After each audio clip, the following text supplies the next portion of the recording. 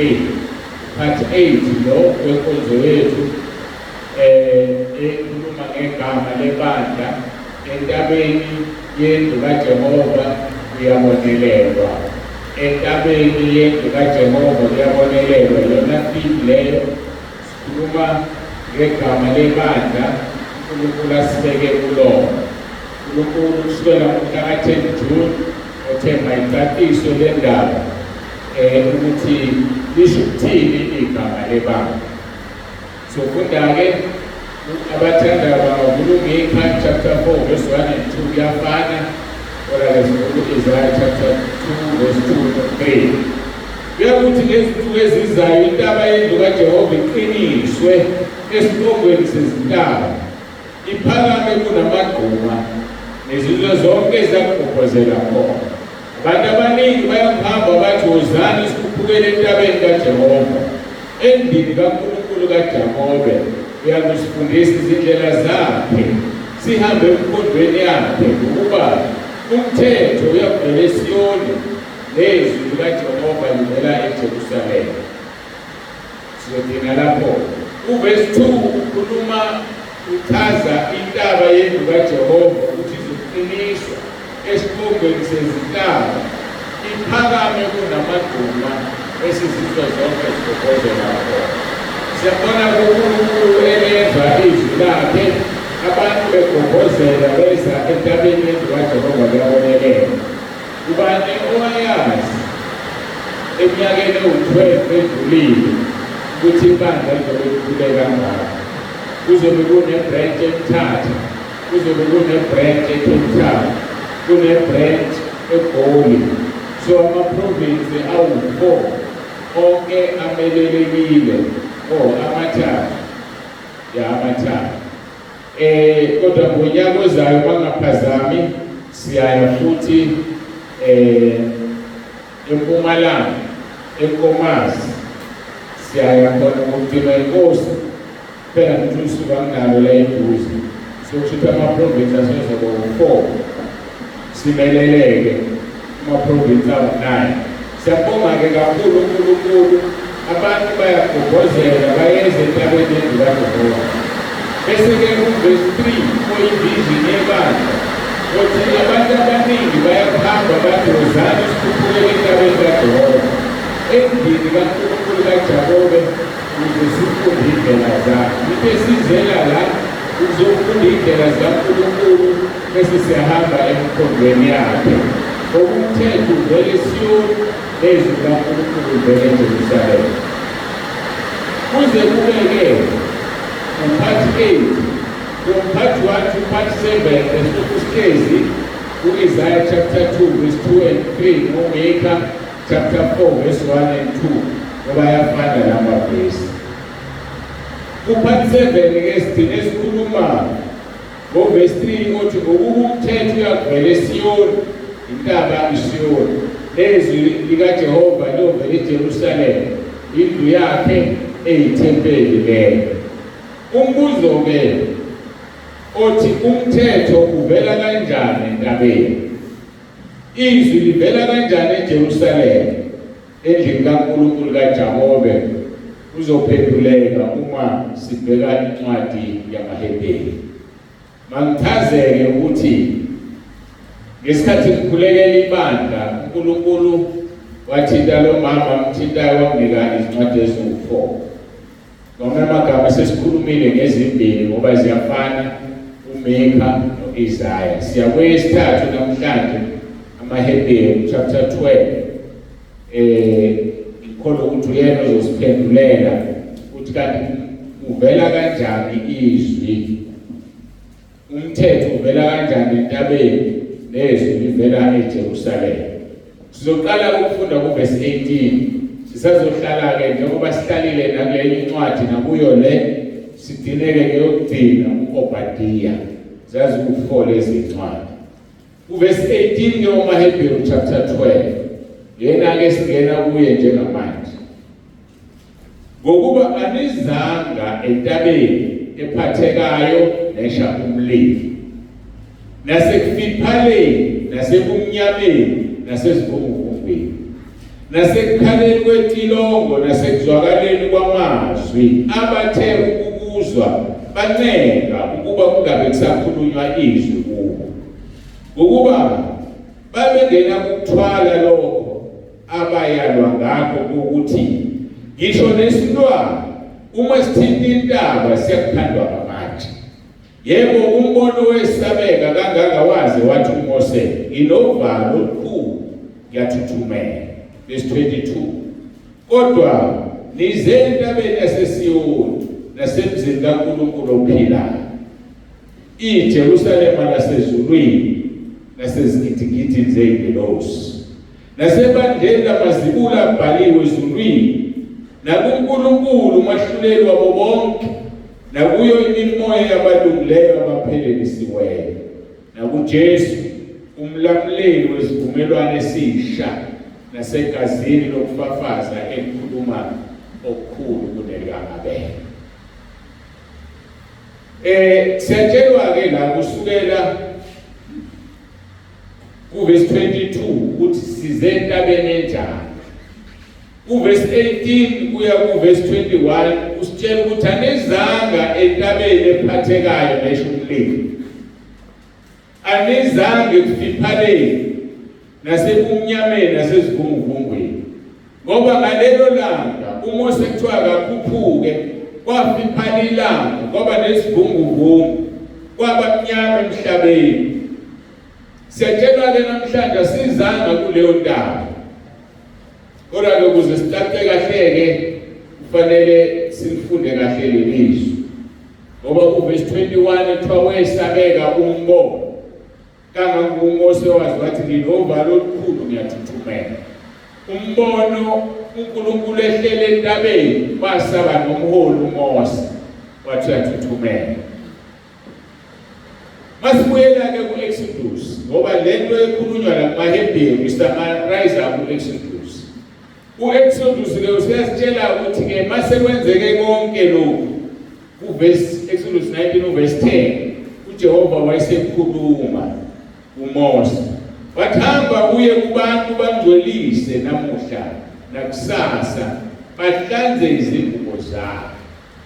Akuyiwa entabeni umuntu engazingcwelisile, akuyiwa entabeni umuntu engayihlanzile ingubo zakhe. UNkulunkulu mayikhuluma noMose umbaleki insuku, hamba uye kubantu bangcwelise namuhla nakusasa. Ngamanye amagama sizofunda ukuthi ukuzingcwelisa is not a one day thing, kodwa ukuzingcwelisa into eqhubekayo. Ukuzingcwelisa into okufanele siyenze sisekulo mhlaba kuze kube usuku lokuhlengwa komphefumulo wethu sesingena ezulwini. Simele ukuzingcwelisa. So uma uza entabeni ufuna ukuhlangana noNkulunkulu, purify yourself, zingcwelise, ngoba uma ungekho ngcwele uzoba senkingeni, ngoba kwakushaywe ngisho umthetho kwathiwa isilwane masingasondeli entabeni, nabantu mabangasondeli entabeni bengcwelisiwe benjalo, kodwa kwangafanelanga basondele entabeni ngoba lapho kwakuNkulunkulu. Thina kuJesu sivulela indlela yokusondela kuNkulunkulu. Sisondela ngokuvuma izono zethu, sisondela ngegazi likaJesu, siyakwazi ukusondela entabeni. Kodwa ushintshile umthetho ukuthi musukuze entabeni ungekho ngcwele. Siyabonga uNkulunkulu ngoba kunobungcwele abekile la ekhaya, kunobungcwele abekile la ngaphandle ebhekeni. Uzwa abantu bekhuluma ku-WhatsApp athi unele ukungena esangweni ezokuthula, abanye bathi vele ngizokungcwele ngingabazi. Uqabe wena oza zonke insuku ukuthi waye mabuzo lobo bungcwele. Angazi-ke wena uzokwazi, kodwa izathu zimbili. Awukuzwa lobo bungcwele ngoba inhloso yakho yokuze entabeni ayikho ngcwele, noma awukuzwa lobo bungcwele ngoba wena ungcwele kukuwe ngaphakathi. So awukuzwa okungaphandle ngokuza okungaphakathi. Wena akwazi ukuthi siphi izathu ezidathu ungezwe, kodwa bayasho abantu ukuthi nginele ukungena la kube ngathi ngingephinde ngihambe ngoba kunokuthula. Siyabonga uNkulunkulu wethu osebenzise le ndawo yafana nentaba yaseSiyoni. Siyabonga uNkulunkulu wethu osebenzisa le ndawo ukukhuluma izwi lakhe, ngoba kukhulunywa izwi lakhe la asizi umuntu masiza la ekhaya, asize ezindongeni zebandla, kodwa sizwa ezwini likaNkulunkulu. Lithi-ke uJehova wathi-ke kuMose, hamba uye kubantu bangcolise namuhla nakusasa, bahlanze izingubo zabo, babe sebelungile ngosuku lwesithathu. So kufanele on the third day usulungile.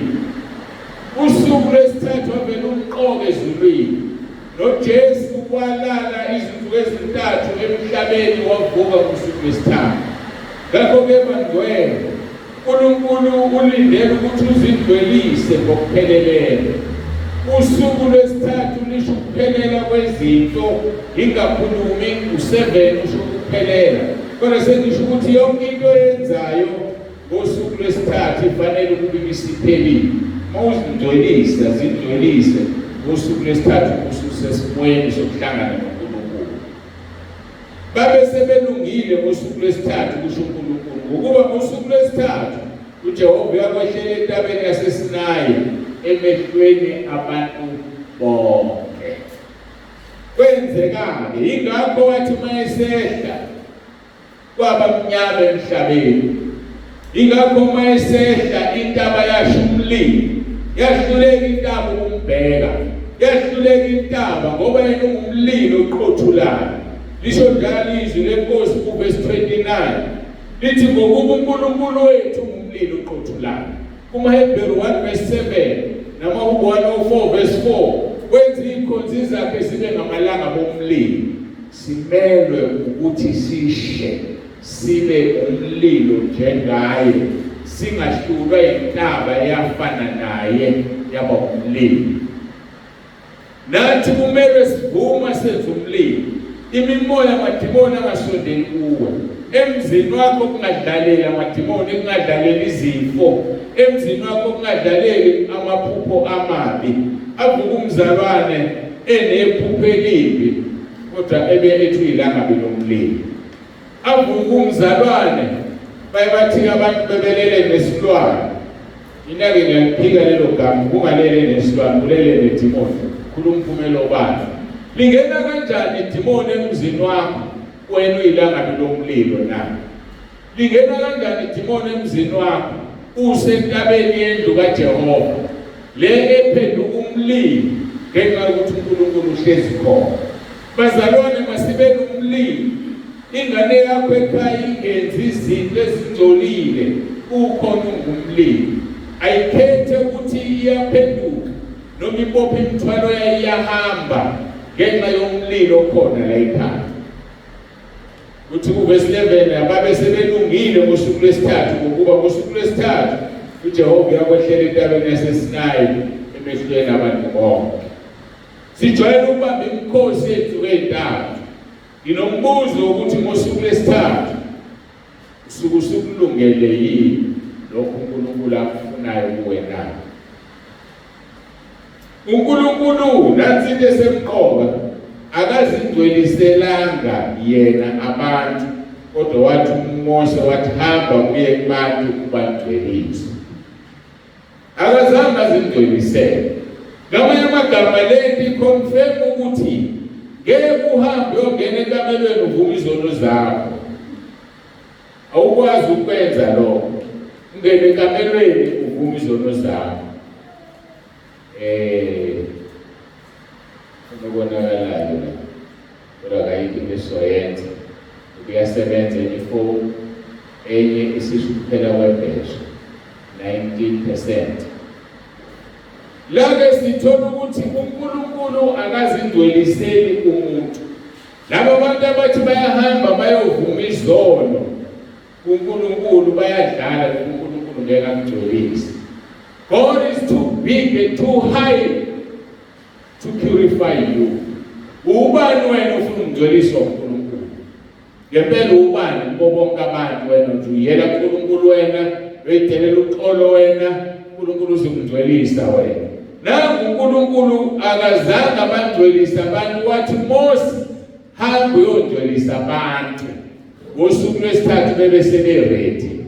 So uphawu lolo lokuthi izona zivunywe ekamelweni, izona zivunywa ngasese, abanye bazivuma esihlahleni. Isono uya kumntwana kaNkulunkulu odotshelwe umsebenzi, ufike uvuma isono sakho, ngoba uyena onikezwe amandla ukuthi akungcwelise, hayi uNkulunkulu.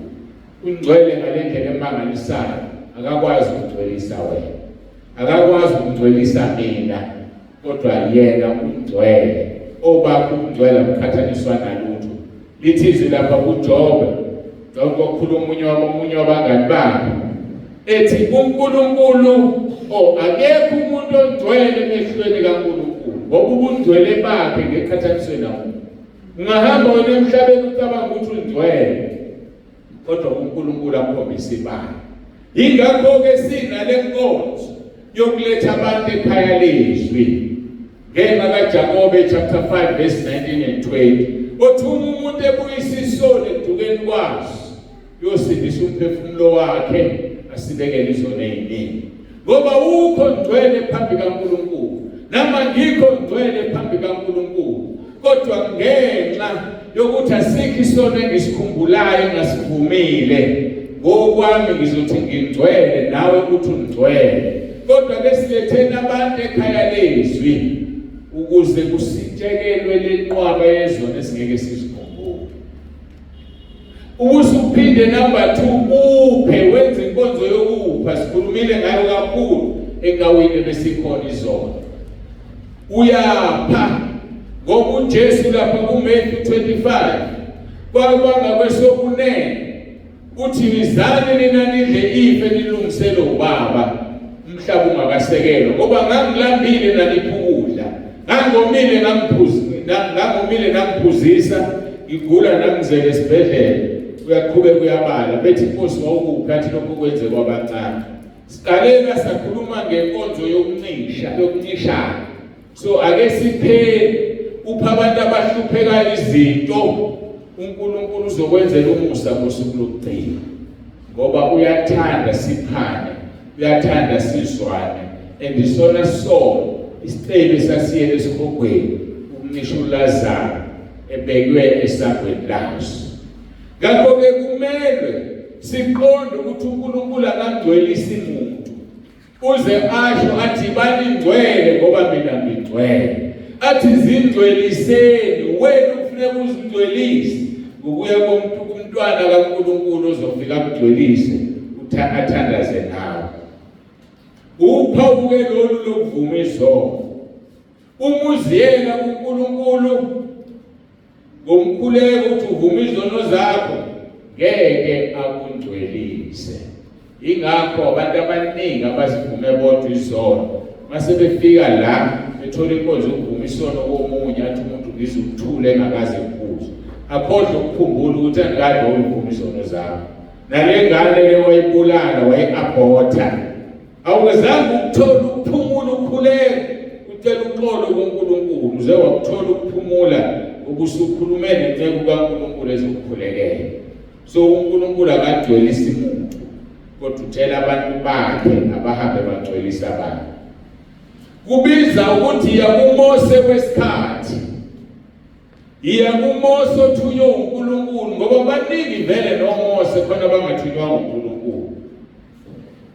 Athi kuLevitikus 11 verse 44, ukuba ngikuJehova uNkulunkulu wenu, ngalokho zingcweliseni nibe ngcwele ngokuba mina ngingcwele.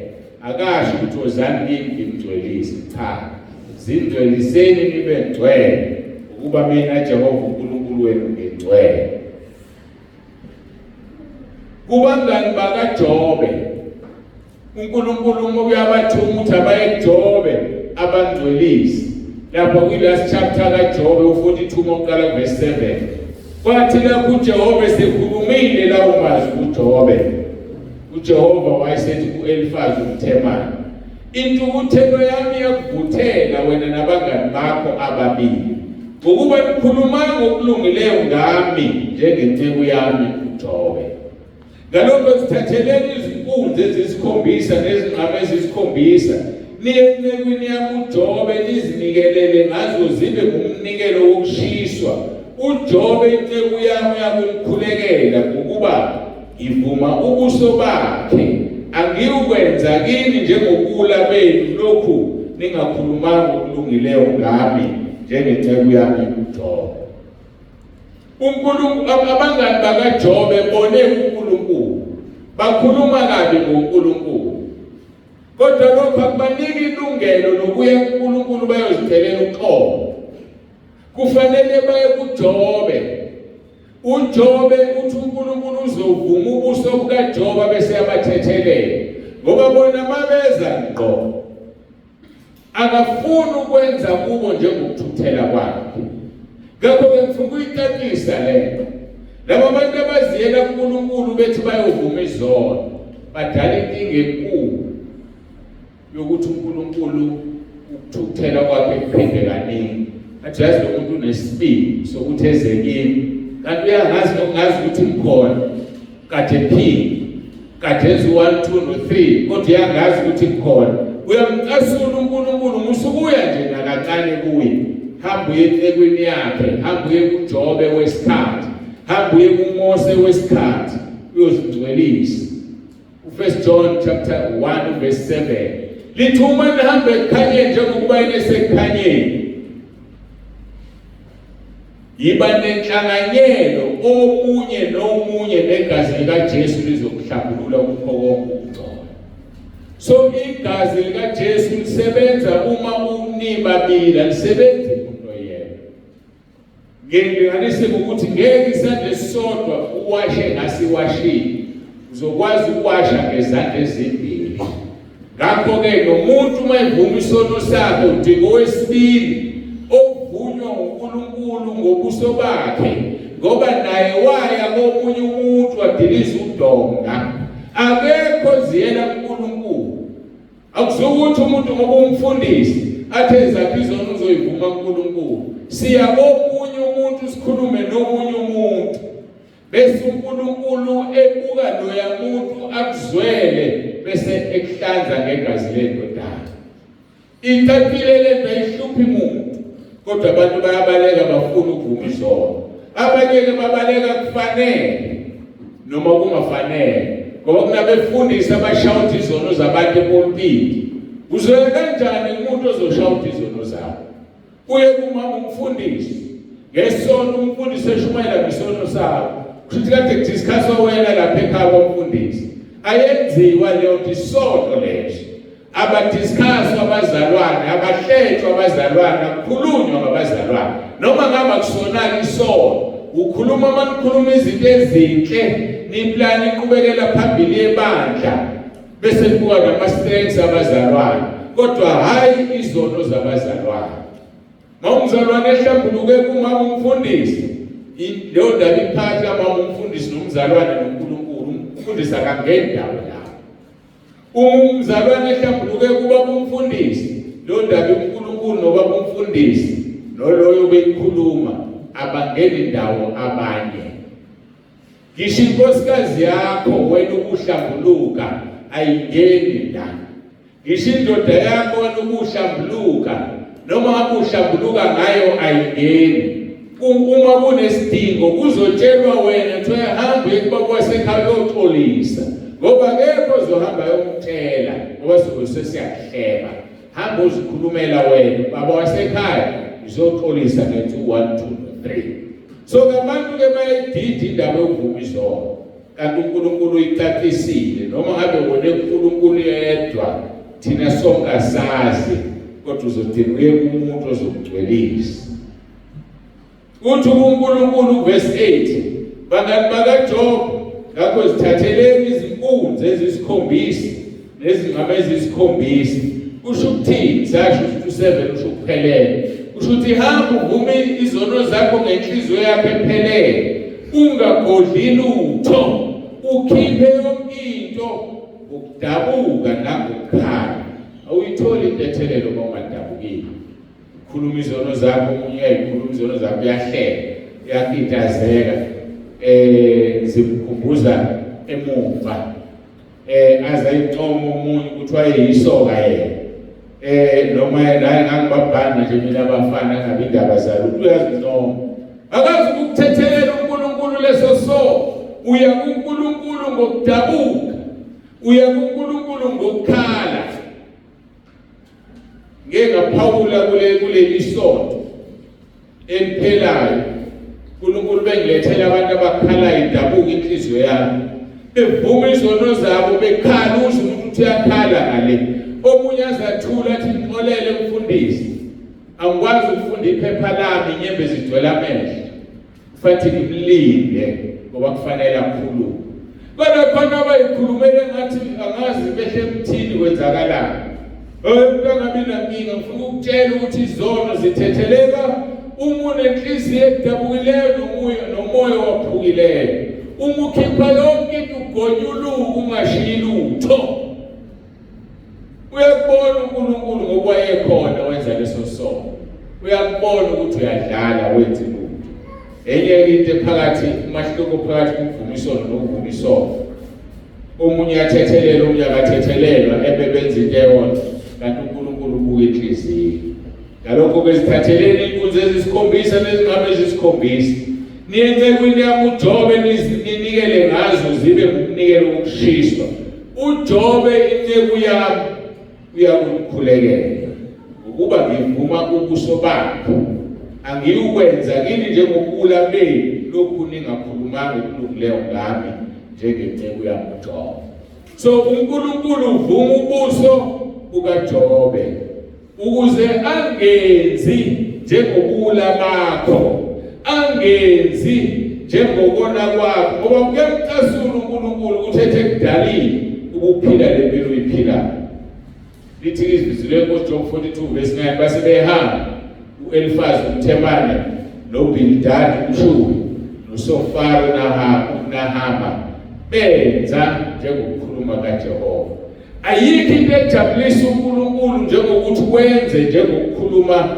kwakhe Jehova wavuma-ke ubuso bukaJobe kusho uNkulunkulu wabathethelela athi kuverse 10 kaJob 42 uJehova wayesembuyisa uJobe ekuhluphekeni lapho ekhulekela abangani bakhe wenezela kukho konke uJobe ayenakho ngokuphinda kabili isimangaliso-ke leso ukuthi uNkulunkulu uma sithembeka thina bazalwana beza kithi nemfihlo zabo bezozilahla uNkulunkulu uyakubusisa akubusisele onke lamanyalo walalelayo akubusisele konke lokhu kungcono okulalelayo ngoba unguNkulunkulu onomusa akawadla amandla omuntu uNkulunkulu wambuyisa uJobe ekuhluphekeni lithi izwi lapho ekukhulekela abangani bakhe ubani owayazi ukuthi uJobe ezobuya into zakhe ngoba ekhulekela abangani bakhe ubani owayazi so ke izinceku zikaNkulunkulu endaweni zonke la ningilalele khona ngaba uYouTube noma WhatsApp hambani ngobungcwele phambi kaNkulunkulu ukuze mawuyenza le nkonzo uNkulunkulu akubusise asikho isidingo sokusho sokuthi umuyenza ungengcwele uNkulunkulu uzokuqalekisa ngoba wabusisa uJobe ngokuyenza ngobungcwele uma wena le nkonzo ungayenzi ngobungcwele uNkulunkulu uzokuqalekisa uzofisa ukuthi ngabe kuthiwa uzange uzalwe lithi uJobe uNkulunkulu wayenezela kuJobe into ayenazo zaphindwa kabili needless to say ukuthi wena uNkulunkulu uzokuphutha uhlupheke ngoba wenza umsebenzi wakho ungcolile athi Jeremiah 48 verse 10 qale kusiya umuntu okhodla inkemba yakhe egazini ukukhodla inkemba ukwenza le nkonzo ungekho ngcwele phambi kaNkulunkulu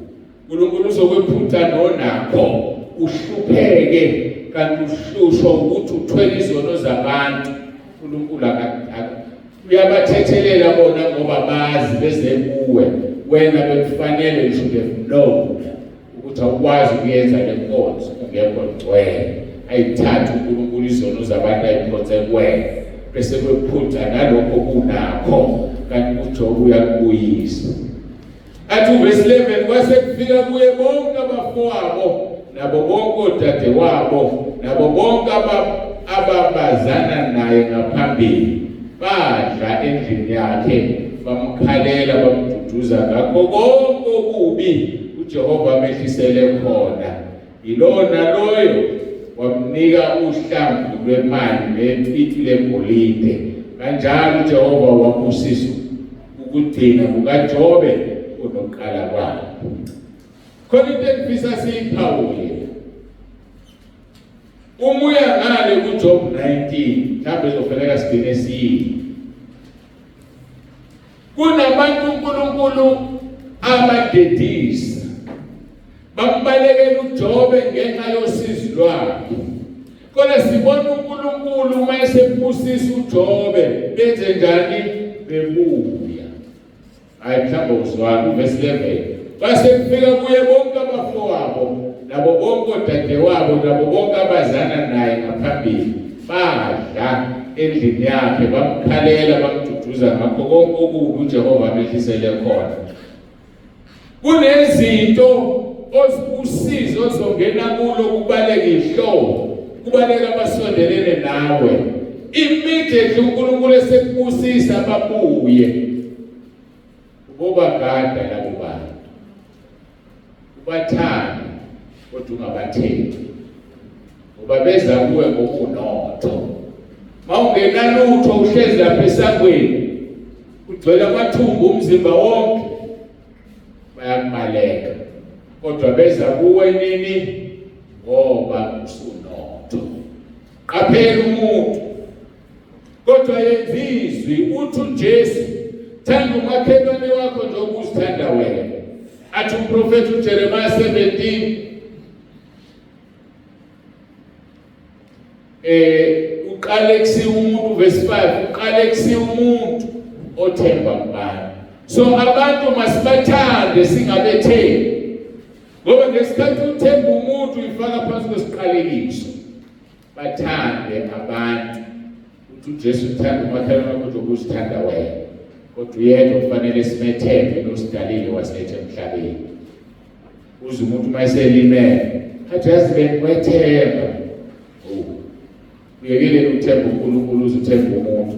Yikho ke kugila nje ukuthembela.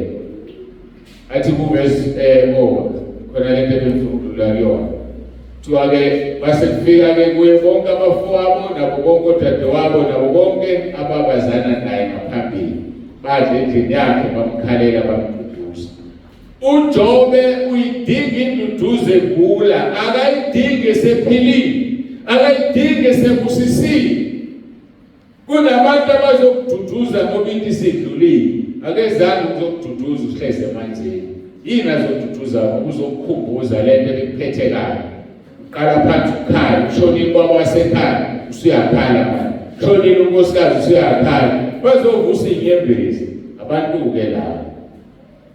2 verse 12 kanjalo uJehova wabusisa ukugcina kaJobe kunokuqala kwakhe.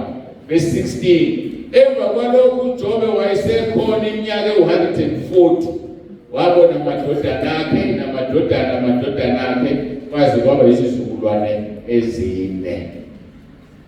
Uma ngilithatha njengoba linjalo lelizwe emva kwalokhu uJobe waphila 140 kusho ukuthi leminyaka uJobe ephila namadodana akhe nemfuyo yakhe ungakabulawa ayibalwa la. Kuthe uJobe sebusisile ngoba lithi emva kwakho konke lokho uJobe wayekhona 140 years. Angazi ke lo 140 years ihlangene naleya minyaka noma iminyaka emisha kodwa wabona izizukulwane zakhe ezine wafaka uJobe semdala anelisiwe zethu. uNkulunkulu kuverse 11 wababuyisa abantu ayibaqhelisile uJobe. Ufuna ungilalele kahle ke manje. Kodwa khona angazange ababuyise. Wabuyisa labo abazo-eda iveli. Abangayi-edi iveli akazange ababuyise. Ngakho-ke yazi ukuthi uNkulunkulu uzobuyisela abantu abazo-eda iveli kuwena. kodwa ngeke babuyise abazothatha ivelu kuwe. Ake sibabukele lapha kuJob 19 so verse 13 uthi udedisile kimi abafowethu nabazana nami sebehlukene impela nami. Athi uzwile kuleliya verse thoqale ngabafowabo babuya abafowabo ababuyisa kanti wayekade endala uNkulunkulu ebadedisile. Udedisile kimi abafowethu nabazana nami sebehlukene impela nami. Verse 14 izihlobo zami zingishiyile nengazana nabo ngikhohlile bangikhohlile. Verse 15 abagogobele endlini yami nezinceku zami bangishaya umfokazi ngingowezizwe emehlweni abo. Verse 16 ngibiza inceku yami ngayiphendula ngiyayinxusa ngomlomo wami umoya wami mubi kumkami ngiyanuka kubantwana besisu sikamame. Yebo nezingane ziyangidelela uma ngivuka zikhuluma ngami. Bonke lolu hlobo lwabantu uNkulunkulu walidedisa. Uthi ababeyizifuba verse 19 ababeyizifuba zami lapha iconfide khona uJobe bayanengwa yimi laba ababengithanda sebengifulathele. uNkulunkulu kuyise kuverse 13 abafowabo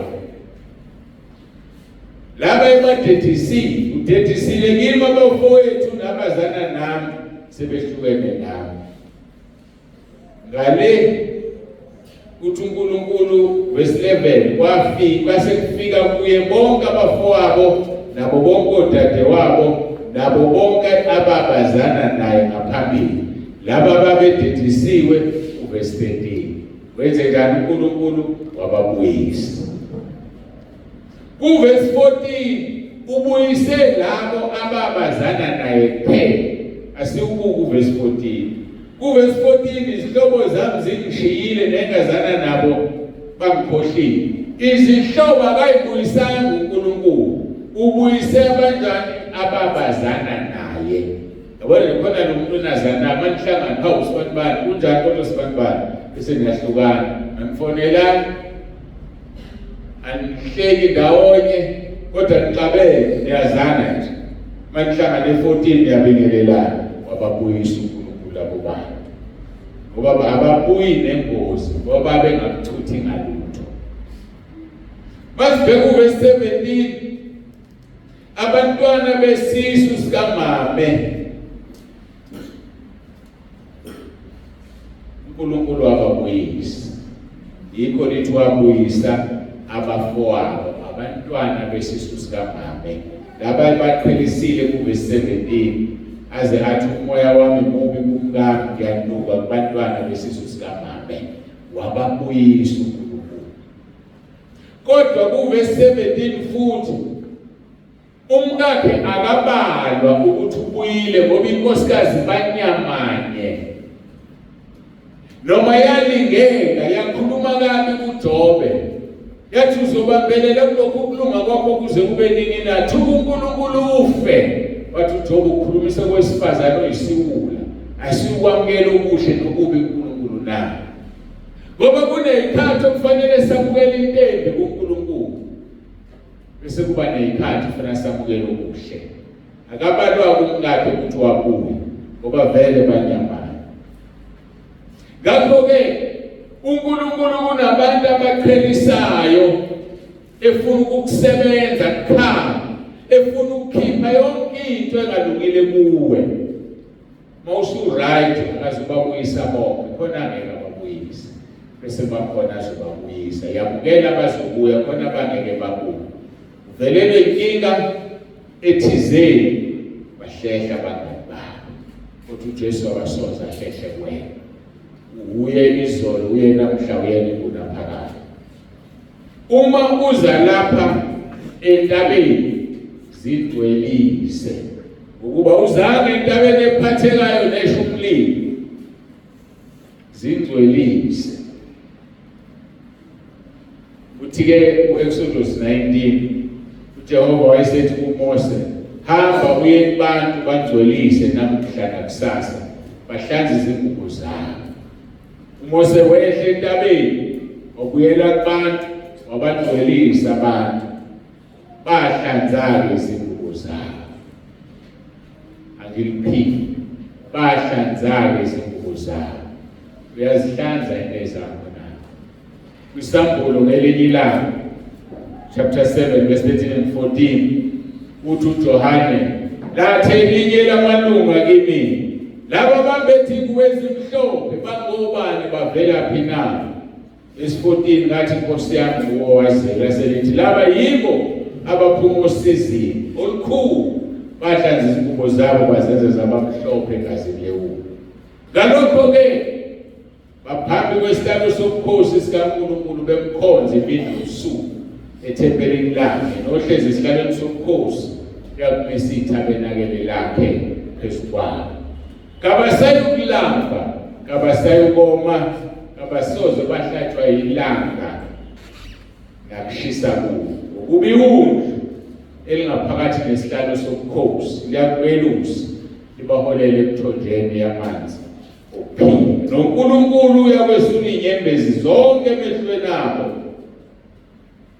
Athi kwiSambulo 16 verse 15 ibheka ngiyeza njengesela, ubusisiwe olindayo alonde izingubo zakhe ukuba ngabi ngohambaze baze balibone ihlazo lakhe. Ngakho-ke sidinga ukuyiwasha le ngubo, sidinga ukuzindwelisa. Uma size entabeni yendlu kaJehova kuyabonelelwa. Ungezi ungazindwelisile. Kulungile-ke ngoba intaba yendlu kaJehova kuyabonelela isemhlabeni. Woza ungcolile uzondweliswa kuyona. Kodwa le ntaba esezulwini akuyiwa kuyo kungekho ngcwele. Woza entabeni yendlu kaJehova kuyabonelela uzozindwelisa ngoba yena ungcwele. Ulungele ukuya entabeni yendlu kaJehova noma kaJakobe esezulwini iJerusalem elisha. Ngoba umhlaba usazobhubha, uthi umpostoli uPetru usazoncibilika, namazulu ancibilike, yonke into izoncibilika idlule. Kodwa wenza izwi likaNkulunkulu umile kuze kube phakade. Sikhuleke sibonge Inkosi. Babolukileyo babongcwele, uNkulunkulu wethu onomusa, uNkulunkulu ophilayo, uNkulunkulu osithandayo. Izwi lakho lize lisho lithi uluthando ucebile ngesihawu. Naba abantwana bakho uyababona, uyabazi, uyabaqonda. Ngiyacela uNkulunkulu wami kube yilona loyo umsiza, bambelele kuwe. Umsize Nkosi, azingcwelise uMose osinikeze yena, azingcwelise uJobe osinikeze yena. Wabatshela abangani bakaJobe ukuthi bangezi kuwe, funa uwenze kubo njengobula babo, abaye encekwini yakho uJobe. Sisize nathi Nkosi, sibambe lo mfihlakalo. Semazi uJobe osinikeze yena uzovuma ubuso bakhe. Ngiyakhuleka uNkulunkulu wami ukubusiza ibandla lakho. Kuba Nkosi lingasali ngokusukuyo ulandibani. Kungabi khona oyedwa ozosala, sonke sikuhlangabeze moyeni sihambe siye ekhaya ezulwini. Usisa ilona loyo ofikile, usise le nkonzo. Ihlale inkeneze ezindlebeni zalo zethu sonke. Ihlale ikhuluma sizingcwelise ngoba wena ungcwele. Siyabonga ngoJesu Kristu Inkosi yethu ephilayo. uJesu Kristu inkosi. Amen. Ngiyabonga sesifile abaphethelene inkonzo. Ishe ngasho isibusiso. Sengiyakhumbula ukuthi ngakaphelele izinto zalekha. Uyisele inkonzo-ke umphathi wohlelo uJesu Kristu inkosi.